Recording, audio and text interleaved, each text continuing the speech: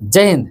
दोस्तों, 5 जून 2024 को एक वीडियो बना करके वीडियो के माध्यम से मैंने आप सभी को ये बताया था कि जब 4 जून 2024 को स्टॉक मार्केट में हमें एक बड़ी गिरावट देखने को मिली थी, तो उस गिरावट के बाद हमें हमारे म्यूचुअल फंड में कितना नुकसान देखने को मिला था। अब क्योंकि उसके अगले दिन 5 जून 2024 को स्टॉक मार्केट ने अच्छी खासी रिकवरी दिखाई है, तो अब हम ये देखेंगे कि इस रिकवरी के बाद हमारे नुकसान की कितनी हद तक भरपाई हो पाई है और कौन से वो म्यूचुअल फंड है जिन्होंने अच्छी रिकवरी दिखाई है। लेकिन उससे पहले जब मैंने कल वीडियो बनाई थी तो उस वीडियो के कमेंट सेक्शन में बहुत सारे लोगों ने ये कमेंट्स किया कि सर, आप ये जो पराग पारिक फ्लेक्सी कैप फंड का डेटा दिखा रहे हैं वो डेटा गलत है। आप जितना गिरावट बता रहे हैं उससे कहीं ज्यादा गिरावट हमें पराग पारिक फ्लेक्सी कैप फंड में देखने को मिल रहा है। तो आखिर ये कंफ्यूजन क्यों क्रिएट हो रही है, इसके लिए आप ये छोटी सी वीडियो क्लिप देखिए। इस वीडियो क्लिप के माध्यम से आपका कंफ्यूजन बहुत हद तक दूर हो पाएगा। बहुत सारे लोगों ने ऐसा कमेंट किया कि सर, आप ये जो डेटा है वो गलत बता रहे हैं। तो मैंने फिर सोचा कि भाई ऐसा कंफ्यूजन क्यों हो रहा है लोगों को। तो जब मैंने क्रॉस चेक किया तो मुझे देखने को मिला कि दो ऐप पर अलग अलग डेटा हमें देखने को मिल रहा है। तो सबसे पहले मैं आपको वो ऐप दिखा देता हूं जहां से मैंने डेटा लिया था। तो मैंने डेटा धन ऐप से लिया था और मैंने इस धन ऐप का स्क्रीनशॉट ले लिया है, क्योंकि मैं जान रहा था कि जब डेट बदलेगा तो यहाँ पे ये जो डेटा है वो चेंज हो जाएगा, रिफ्रेश हो जाएगा। तो चलिए मैं आपको धन ऐप पर जो डेटा देखने को मिल रहा है उसको दिखाता हूँ पहले। तो आप यहाँ देख सकते हैं कि धन ऐप पर जो NAV का प्राइस है वो 76.0338 दिखा रहा है और जो गिरावट देखने को मिल रहा है वो 2.23% दिख रहा है, जो कि मैंने वीडियो के अंदर में आप सभी को बताया था। और यहाँ पे आप डेट देख सकते हैं 4 जून 2024 हमें देखने को मिल रहा है। अब वहीं पे अगर बात की जाए ग्रो ऐप की, तो ग्रो ऐप पर आप देख सकते हैं कि यहाँ पे गिरावट आपको 4.19% का गिरावट आपको देखने को मिल रहा है। ये एक दिन का गिरावट है। तो इसी डेटा को देख करके बहुत सारे लोग बोल रहे हैं ऐसा कि सर आप गलत डेटा दिखा रहे हैं। और यहाँ पे मैं NAV का डेट भी दिखा देता हूँ कि यहाँ पे भी 4 जून 2024 का ही NAV है और NAV का प्राइस भी सेम है 76.03। तो कन्फ्यूजन इसलिए क्रिएट हो रहा है क्योंकि दो अलग अलग ऐप पे अलग अलग डेटा दिखा रहा है। तो अब कौन सा ऐप सही डेटा दिखा रहा है ये तो कह पाना बहुत ही मुश्किल है। लेकिन अगर आपको फिर भी लगता है कि मेरी ही गलती थी तो मैं आप सभी से क्षमा चाहता हूँ। तो जैसा कि आप सभी ने कमेंट्स के माध्यम से मुझसे कहा कि पराग पारिक फ्लेक्सी कैप फंड का गिरावट ज़्यादा है, तो वही गिरावट मैंने यहाँ पे कंसीडर कर लिया है, जो कि 4.19% के आसपास में है। तो अब इस वीडियो में आगे बढ़ें उससे पहले कुछ बातें हम समझ लेते हैं, ताकि इस वीडियो के अंदर में जो बातें मैं आप सभी से कहूँगा वो सारी बातें आप सभी को आसानी से समझ में आ सके। देखिए, हमारे यहाँ म्यूचुअल फंड की बहुत सारी कैटेगरी है और बहुत सारे म्यूचुअल फंड की स्कीमें हैं। तो ऐसे में सभी म्यूचुअल फंड को कंसीडर कर पाना यहाँ पे बहुत मुश्किल है। तो जो मेजर 3 कैटेगरी है, जैसे मैं flexi cap fund, mid cap fund और स्मॉल कैप फंड, मैं इन्हीं 3 कैटेगरी को कंसीडर कर रहा हूँ। और ये जो फंड मैं आप सभी को दिखा रहा हूँ ये परफॉर्मेंस वाइज बिल्कुल भी नहीं है। इन फंड को कंसीडर मैंने AUM वाइज किया है, यानी कि जिस फंड में सबसे ज्यादा पैसा लगा हुआ है उन फंड को कंसीडर किया है। और यहाँ पे 2 फंड आपको एक्स्ट्रा देखने को मिलेंगे, एक क्वांट फ्लेक्सी कैप फंड और दूसरा क्वांट मिड कैप फंड। इन फंड को मैंने इसलिए यहाँ पे कंसीडर किया है क्योंकि क्वांट फंड ऐसे हैं जिनमें गिरावट भी ज्यादा होता है और रिकवरी भी ज्यादा होता है। तो क्वांट के बारे में लोग जानना चाहते हैं। अब बहुत सारे लोग ये कहते हैं कि सर आपने इस फंड को कंसीडर क्यों नहीं किया, जैसे पिछले कमेंट्स में कहा गया कि मोतीलाल ओसवाल को आपने क्यों नहीं कंसीडर किया। तो भाई AUM के क्राइटेरिया में वो फंड नहीं आ रहा था, इसलिए मैंने उस फंड को कंसीडर नहीं किया है। एक बार फिर से मैं बता दूं कि इन फंड का चयन मैंने परफॉर्मेंस वाइज नहीं किया है, AUM वाइज किया है। जिस फंड में ज्यादा पैसा लगा हुआ है उन फंड को मैंने यहाँ पे कंसीडर किया है। और आप यहाँ पे देख सकते हैं कि आपको यहाँ पे 3 डेट देखने को मिलेंगे। एक 4 तारीख का, ये 4 जून का डेट है जिस दिन स्टॉक मार्केट में गिरावट हुई थी। तो ये जो नंबर मैंने यहाँ पे लिखा हुआ है ये सारे नंबर माइनस में है। आप यहाँ पे देख सकते हैं ये जो नंबर है ये माइनस में है और ये भी नंबर जो है वो माइनस में है।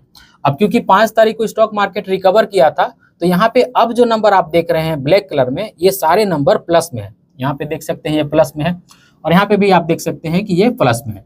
और यहाँ पे 6 जून यानी कि आज के दिन जो स्टॉक मार्केट में ट्रेड हो रही है और स्टॉक मार्केट अच्छी खासी आज उम्मीद है कि प्लस में बंद होगी, तो 6 जून का भी मैं आप सभी को डेटा दिखाऊंगा। लेकिन इसके लिए आपको कम से कम 25 कमेंट्स करना होगा कि सर हमें 6 तारीख का भी डेटा दिखाइए। अगर आप ये कमेंट्स कर देते हैं, कमेंट्स का टारगेट पूरा कर देते हैं, तो मैं 6 तारीख का भी डेटा आप सभी को दिखाऊंगा। मैं वीडियो बनाने तक इंतजार करूंगा, तब तक इसे नहीं मिटाऊंगा और देखूंगा कि अगर आपने अच्छा खासा कमेंट्स कर दिया तो 6 तारीख का भी डेटा मैं आप सभी को यहाँ पे दिखाऊंगा। अब आप देख सकते हैं कि हम फ्लेक्सी कैप फंड देखने वाले हैं, मिड कैप फंड देखने वाले हैं और स्मॉल कैप फंड देखने वाले हैं। पिछली वीडियो के अंदर में खाली मैंने आप सभी को गिरावट दिखाया था।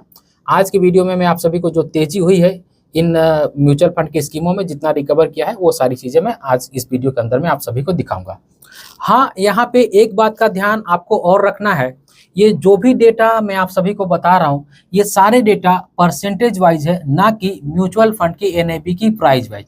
जैसे मैंने यहाँ पे लिखा 6.64, तो ये एनएवी का प्राइस नहीं हुआ, ये परसेंटेज हुआ। अगर हम इसे एनएवी के प्राइस में काउंट करेंगे तो ये नंबर कहीं बड़ा होगा, तो आप कंफ्यूज बिल्कुल भी मत होइएगा। जो भी आंकड़ा मैंने यहाँ पे लिखा है वो सारे परसेंटेज वाइज है, ना कि एनएवी के प्राइस वाइज। तो इस वीडियो में आगे बढ़ें उससे पहले स्वागत है आप सभी का एक नई वीडियो में। आशा करता हूँ आप सब अच्छे होंगे। मैं हूं अनवर अंसारी। चलिए पेश करते हैं। तो अब हम बात की शुरुआत करेंगे पराग पारिक फ्लेक्सी कैप फंड से। तो आप देख सकते हैं कि जिस दिन स्टॉक मार्केट में हमें अच्छी खासी गिरावट देखने को मिली, 4 जून को इस म्यूचुअल फंड की स्कीम में अच्छा खासा गिरावट भी देखने को मिला था, जो कि 4.19% के आसपास का था। अब 5 जून को अच्छा खासा स्टॉक मार्केट रिकवर भी किया, तो उस दिन अच्छी खासी रिकवरी भी देखने को मिली, जो कि 2.70% के आसपास था। तो आप कह सकते हैं कि आधा से ज़्यादा गिरावट को पराग पारिक फ्लेक्सी कैप फंड ने कवर कर लिया है, रिकवर कर लिया है। वहीं पर अगर बात की जाए HDFC फ्लेक्सी कैप फंड की, तो इसमें आप देख सकते हैं 4 जून को 5.15% के आसपास गिरावट थी, और अगले ही दिन आप देख सकते हैं कि 3.14%, यानी कि अच्छा खासा आधे से ज़्यादा HDFC फ्लेक्सी कैप फंड ने भी रिकवर कर लिया है। वहीं पे बात की जाए कोटक फ्लेक्सी कैप फंड की, तो यहाँ पे देख सकते हैं सबसे ज़्यादा गिरावट थी 7.57% के आसपास में, लेकिन रिकवरी भी अच्छी खासी हमें देखने को मिल रही है 3.25% के आसपास में। तो कह सकते हैं कि आधे के आसपास में इस फंड ने भी हमें रिकवरी दिखा दी है। UTI फ्लेक्सी कैप फंड देख सकते हैं 2.69% के आसपास की गिरावट थी, और रिकवरी देख सकते हैं 3.71%, यानी कि आज ये फंड जिस तरह का डेटा हमें देखने को मिल रहा है उस हिसाब से ये फंड आज प्लस में हो गया। और एक बात मैं और आप सभी को बता दूं कि ये डेटा भी मैंने धन ऐप से लिया था, और आज का यानी कि 5 तारीख का डेटा भी मैंने धन ऐप से ही लिया है। अब उसी तरह से बात की जाए ICICI prudential flexi cap fund की, तो 4.29% के आसपास गिरावट थी, और अच्छी खासी रिकवरी 3.89%, यानी कि ऑलमोस्ट कह सकते हैं कि 4% के आसपास की यहाँ पे रिकवरी हो गई है। तो 1-2 दिनों के अंदर में तो ये फंड भी प्लस में ही आ जाएगा। आदित्य बिरला सन लाइफ फ्लेक्सी कैप फंड की बात की जाए तो 5.66% की गिरावट हमें 4 तारीख को देखने को मिली थी। रिकवरी भी अच्छी खासी देखने को मिली है 3.87%, यानी कि ऑलमोस्ट 4% के आसपास की यहाँ पे रिकवरी हमें देखने को मिल रही है। तो कह सकते हैं कि आधे से थोड़ा ज़्यादा ही ये फंड रिकवर हो गया। इसी तरह से SBI फ्लेक्सी कैप फंड की बात की जाए तो 5.54% यहाँ पे गिरावट देखने को मिली थी, और रिकवरी देख सकते हैं 3.40%। तो आधे से ज़्यादा का recovery SBI flexi cap fund ने भी कर लिया है। फ्रैंकलिन का देख सकते हैं आपकी 6.36% के आसपास गिरावट थी, और रिकवरी देख सकते हैं लगभग 3.5% के आसपास है। तो कह सकते हैं कि आधे से ज़्यादा रिकवरी फ्रैंकलिन ने भी कर लिया। कैनरा फ्लेक्सी कैप फंड देख सकते हैं 5.82% की गिरावट थी 4 तारीख के दिन, और रिकवरी देख सकते हैं 5 तारीख के दिन 3.65%, यानी कि ऑलमोस्ट कह सकते हैं कि आधे के आसपास में इस फंड ने भी रिकवर कर लिया। एक्सिस फ्लेक्सी कैप फंड देख सकते हैं 6.28% की आसपास की गिरावट थी, रिकवरी भी देख सकते हैं लगभग 3.5% के आसपास का है। तो आप ये कह सकते हैं कि आधा से ज़्यादा recover axis flexi cap fund ने भी कर लिया। क्वांट की देख सकते हैं 6.48% के आसपास की गिरावट थी 6.5% के आसपास की, और 3.25% के आसपास का रिकवरी भी कर लिया इस फंड ने। तो कह सकते हैं कि आधे के आसपास ने क्वांट फ्लेक्सी कैप फंड में भी रिकवरी हमें देखने को मिल रही है। चलिए अब हम थोड़ा सा मिड कैप फंड भी देख लेते हैं कि मिड कैप फंड में भी किस तरह की हमें रिकवरी देखने को मिल रही है। तो सबसे पहले बात करते हैं HDFC mid cap opportunities fund की। तो यहाँ पे देख सकते हैं कि 4 तारीख के दिन हमें 6.64% के आसपास की गिरावट देखने को मिल रही थी, लगभग कह सकते हैं कि 6.5% के आसपास की गिरावट देखने को मिल रही थी। लेकिन आप रिकवरी देख सकते हैं बहुत ही शानदार तरीके से 4% के आसपास की रिकवरी है। तो ये कह सकते हैं कि आधा से ज़्यादा तो रिकवर इसने 5 तारीख के दिन ही कर लिया है, और आज भी क्योंकि स्टॉक मार्केट 6 जून 2024 को भी अच्छा ही चल रहा है, तो मुझे उम्मीद है कि 1-2 दिनों के अंदर में ये पूरा रिकवर कर जाएगा। इसी तरह से कोटक इमर्जिंग इक्विटी फंड को देख सकते हैं 6.61%, यानी कि लगभग 6.5% के आसपास की गिरावट थी, और 3.5% के आसपास इस फंड ने भी रिकवर कर लिया। तो कह सकते हैं कि आधा से ज़्यादा रिकवर कोटक ने भी कर लिया। एक्सिस में देख सकते हैं 5.84%, ऑलमोस्ट 6.25% के आसपास गिरावट थी, और 3.25% के आसपास की रिकवरी। तो कह सकते हैं कि आधा से ज़्यादा एक्सिस मिड कैप फंड ने भी रिकवर कर लिया। निपॉन इंडिया ग्रोथ फंड की देख सकते हैं 7.42%, यानी कि ऑलमोस्ट 7.5% के आसपास की गिरावट थी, लेकिन आप देख सकते हैं कि 4.5% के आसपास इस फंड ने रिकवर भी कर लिया, जो कि 4.57% के आसपास का है। तो कह सकते हैं कि Nippon India small cap fund ने भी बहुत ही शानदार तरीके से रिकवरी दिखाई है। जितना भी फंड मैं आप सभी को दिखा रहा हूँ मिड कैप कैटेगरी में, उनमें सबसे ज़्यादा रिकवर करने वाला निप्पॉन इंडिया ग्रोथ फंड ही है। जो फंड मैं यहाँ पे दिखा रहा हूँ उसकी मैं बात कर रहा हूँ, मैं इसके अलावा दूसरे फंड की बात नहीं कर रहा हूँ, क्योंकि मैंने उन फंड का डेटा चेक नहीं किया है। जो मैं यहाँ पे 10-11 फंड दिखा रहा हूँ उसमें सबसे ज़्यादा रिकवर करने वाला फंड आप देख सकते हैं निप्पॉन इंडिया ग्रोथ फंड ही है। अगला फंड देख सकते हैं SBI magnum mid cap fund. ये गिरा भी कम था और बढ़ा भी कम, देख सकते हैं 4.12% के आसपास में गिरावट थी और 2.99%, यानी कि लगभग देख सकते हैं कि 3% के आसपास रिकवर कर गया है। तो ये भी फंड बहुत जल्दी जितना लॉस किया था उसको रिकवर कर लेगा। DSP मिड कैप को देख सकते हैं 5.77%, ऑलमोस्ट 5.6% के आसपास गिरावट थी और देख सकते हैं लगभग 3.25% के आसपास में इस फंड ने रिकवर भी कर लिया। तो आधे से ज़्यादा DSP मिड कैप फंड ने भी रिकवर कर लिया। मीरा एसेट मिड कैप को देख सकते हैं 6.40%, यानी कि लगभग 6.5% के आसपास की गिरावट थी, लेकिन देख सकते हैं कि 3.90 यानी कि 4% के आसपास इस फंड ने भी रिकवर कर लिया। तो अच्छा खासा इस फंड ने भी रिकवरी दिखाई है।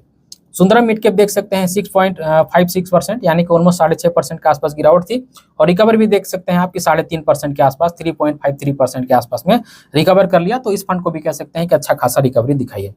HSBC मिड कैप देख सकते हैं 8.56%, यानी कि ऑलमोस्ट 8.5% के आसपास की गिरावट थी, रिकवरी भी लगभग 4% का हो गया 3.97%, तो ऑलमोस्ट 4% कह सकते हैं। तो आधे परसेंट से जरा सा ही कम ये रिकवर किया है, तो इसको भी बोला जा सकता है कि बहुत ही शानदार रिकवर इस फंड ने किया है।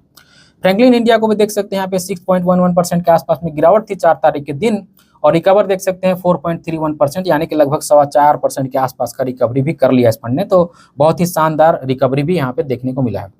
क्वांट मिड कैप फंड को देख सकते हैं 8.78%, यानी कि सबसे ज्यादा गिरावट हमें क्वांट में ही देखने को मिली थी और क्वांट अच्छा खासा रिकवर भी किया 4.06%, तो कह सकते हैं कि आधा से थोड़ा सा कम रिकवर इस फंड ने कर लिया। अब देख सकते हैं 4% से जो ज्यादा रिकवरी दिखाए हैं जिन फंड ने, उसमें क्वांट है, फ्रैंकलिन है और यहाँ पे देख सकते हैं आपकी निप्पॉन इंडिया है और HDFC mid cap opportunities fund है।